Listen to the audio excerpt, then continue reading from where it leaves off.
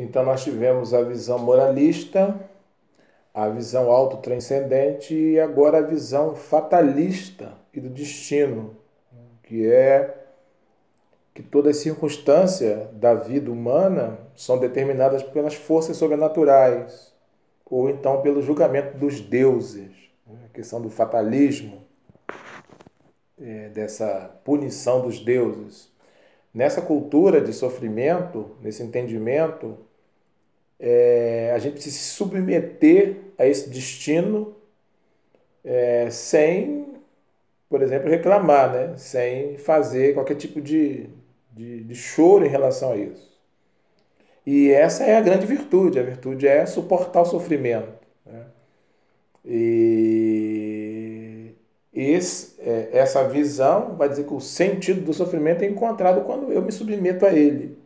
É um pouco da visão estoica, né, de que nós não temos o que fazer mediante as forças cósmicas ou as forças dos deuses, e que o bom vivant é aquele que vai realmente conseguir suportar isso. E suportar isso é a maior das virtudes que alguém pode viver. A outra visão é a visão dualista. Ou seja, o mundo está sob o controle de duas forças, uma má e uma boa, tipo no dualismo que a gente já trabalhou, né? Isso aqui é um campo de batalha entre essas forças, as forças da treva e a força da luz, né? A injustiça, o pecado, o sofrimento, a morte, eles estão presentes no mundo por causa da ação demoníaca, por causa do mal, né? Eles existem por causa disso, ou em função disso. E o sofredor, quem é ele? É uma vítima nessa batalha, né, contra o mal. E a grande esperança dele, a força, o consolo vem que no final o bem vai triunfar. Então eu suporto todas as injustiças do mal sobre a minha vida, porque existe uma batalha entre o bem e o mal, e no final o bem vai sempre prevalecer, vai triunfar, e o meu consolo paira neste entendimento, né? Então, sintetizando as quatro culturas, a moralista, a autotranscendente, a dualista, né, e a fatalista, o que a gente tem, né? Na autotranscendente, para sintetizar, ela vai incentivar o indivíduo que sofre a pensar de modo diferente sobre si, sobre o mundo, sobre os prazeres, pensar de um modo diferente. A moralista vai incentivar o indivíduo a viver de modo diferente, ou seja, se comporte bem e será abençoado. Tenha cuidado com o seu comportamento. Fazendo uma paráfrase, não há nenhuma intenção nessa fala de dizer que o comportamento errado é certo. O comportamento certo, errado é errado. O que tem que ser esclarecido é que se comportar bem, esperando uma resposta de Deus positiva em função disso, pode ser uma coisa decepcionante. Porque a gente vai perceber, e aí tem até um livro que eu vou indicar para vocês, do Harold Kushner, porque coisas ruins acontecem a pessoas boas. Ele é um rabino judeu americanizado. Acreditava piamente que o comportamento correto trazia bênçãos sem medidas. Até que o seu filho Ben, de 8 anos, faleceu. E aí ele entrou numa crise e descobriu que não há exceção para os bons. Todos nós enfrentamos essas angústias da vida sendo bom ou sendo mal. Então a visão moralista vai incentivar o indivíduo a viver de uma forma diferente, para não sofrer, já que o sofrimento é resultado de uma vida incorreta. Dissociando novamente, a vida incorreta vai trazer sofrimento, consequente das decisões incorretas. Mas a vida correta também pode trazer sofrimento, não em consequência da decisão propriamente dita, mas a sua decisão pode ser correta e ela ser uma decisão que não encaixa no todo, né? Como, por exemplo, o pensamento cristão, né? A fatalista vai incentivar o indivíduo que sofre a aceitar o destino com nobreza. Aceite isso.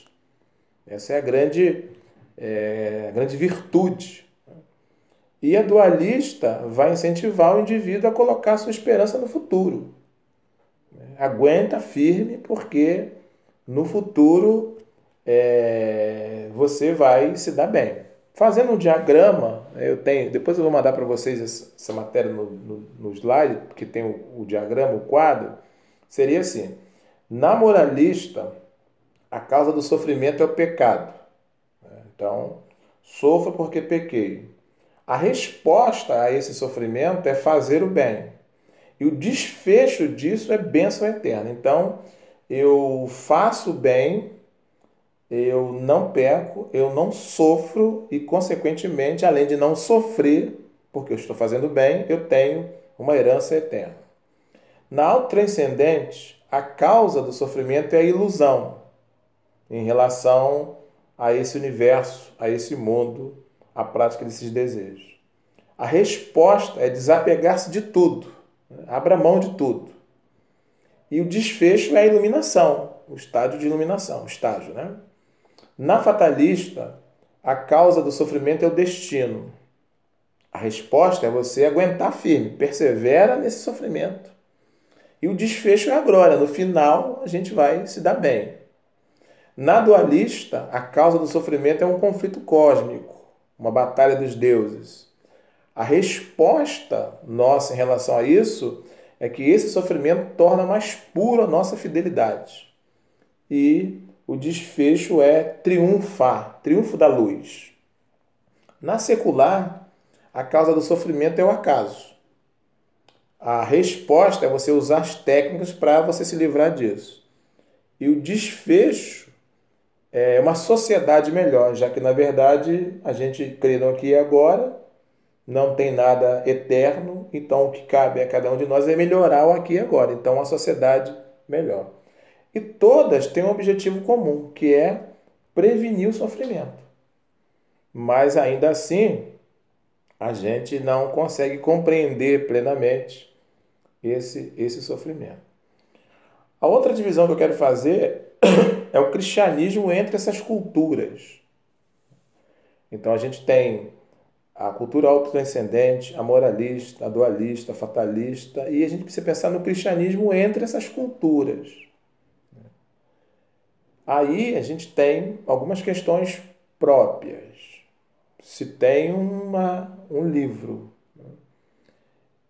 que trata o sofrimento de uma forma singular, única, é a Bíblia. É impossível pensar um cristianismo, uma relação com Deus, que não passe por esse caminho. Não tem como pensar. Aliás, uma das temáticas da cristologia é se identificar com Cristo no seu sofrimento. E por que dentro da teologia bíblica o sofrimento é visto de forma singular? Primeiro porque o grande mestre do cristianismo é Jesus. E ele é o maior exemplo de sofrimento. Ele derruba todas as teses. Se tem alguém que merecia uma vida boa, porque teve uma vida correta, teve um caráter correto, porque abençoou pessoas, porque amava as pessoas. Se tem alguém que merecia uma vida boa, era ele. E exatamente foi o contrário. Então, o maior exemplo nosso é o de Cristo. Se ele sofreu, seria muita prepotência minha querer passar isento ao sofrimento. Né? E aí, há uma questão importante. Toda a fé cristã, o Evangelho, está centrada nesse paradigma do homem inocente que vem para morrer pelos pecadores, que vem sofrer pelos outros. Esse é o paradigma de que alguém vem inocentemente e sofre no lugar de quem merecia esse sofrimento. Nesse sentido, o cristianismo traz uma nobreza muito grande ao sofrimento. Ou seja, à luz da cruz de Cristo, o sofrimento se transforma em purificação e não em castigo. Então é um sofrimento para redimir, não para castigar. a priori, né? Na sua primeira ação. Então, Jesus não vai ensinar, nem a Bíblia, que o sofrimento torna alguém mais espiritual, que o sofrimento aproxima mais alguém mais de Deus. Não, não. No entendimento de Jesus, o sofrimento é dominado pela ideia da graça.